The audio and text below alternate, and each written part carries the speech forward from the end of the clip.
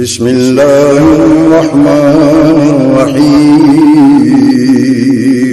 شروع اللہ کے نام سے جو بڑا مہربان نہایت رحم والا ہے۔ ونصلي على رسوله الكريم اما بعد فاعوذ بالله من الشيطان الرجيم بسم الله الرحمن الرحيم قال الله تبارك وتعالى في القرآن المجيد والفرقان الحميد إن الصلاة كانت على المؤمنين كتابا موقوتا وقال النبي صلى الله عليه وسلم إسباغ الوضوء على المكاره وكثرة الخطى إلى المسجد وانتظار الصلاة بعد الصلاة فذلكم الرباط۔ چھوٹی خطا نہ جان تو ترک نماز کو، چھوٹی خطا نہ جان تو ترک نماز کو، سب سے یہی بڑی ہے اگر رہ گئی نماز۔ مانا تیری کلائی پہ ہے یہ قیمتی گھڑی، بیکار یہ گھڑی ہے اگر رہ گئی نماز۔ میرے محترم اساتذہ کرام اور میرے ہم مکتب ساتھیوں، آج میں جس موضوع پر گفتگو کرنا چاہتا ہوں وہ ہے نماز با جماعت ادا کرنے کی فضیلت۔ اللہ تعالیٰ سے دعا ہے کہ مجھے حق سچ بیان کرنے کی توفیق عطا فرمائے، آمین۔ سامعین کرام، نماز با جماعت کا نظام امت کے دینی تعلیم و تربیت کا ایک ایسا غیر رسمی اور بے تکلیف انتظام ہے جس کا کوئی بدل نہیں ہے۔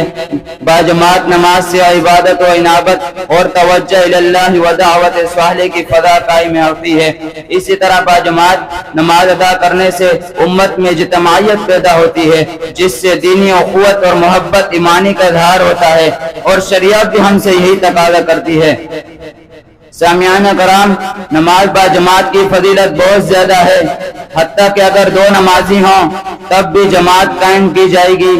فرمایا اثنان فما فوقہما جماعت، دو یا دو سے زیادہ لوگوں پر جماعت ہے۔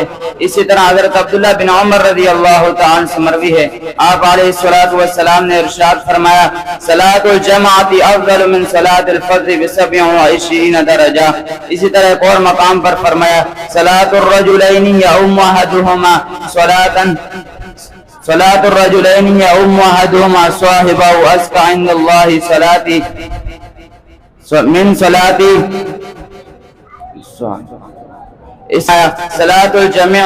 صلاۃ الجمع تزيد على في صلاته وصلاته في سوقه 25 درجہ۔ اسی جگہ ایک اور مقام پر فرمایا الغدو والرواء الى المساجد من الجهاد في سبيل الله۔ اسی جگہ ایک اور مقام پر فرمایا الغدو والرواء الى المساجد من الجهاد في سبيل الله۔ نماز سے تکبر اور غرور کے بت ٹوٹ جاتے ہیں۔ اللہ تعالیٰ سے دعا ہے کہ وہ ہمیں نماز پڑھنے کی توفیق عطا فرمائے۔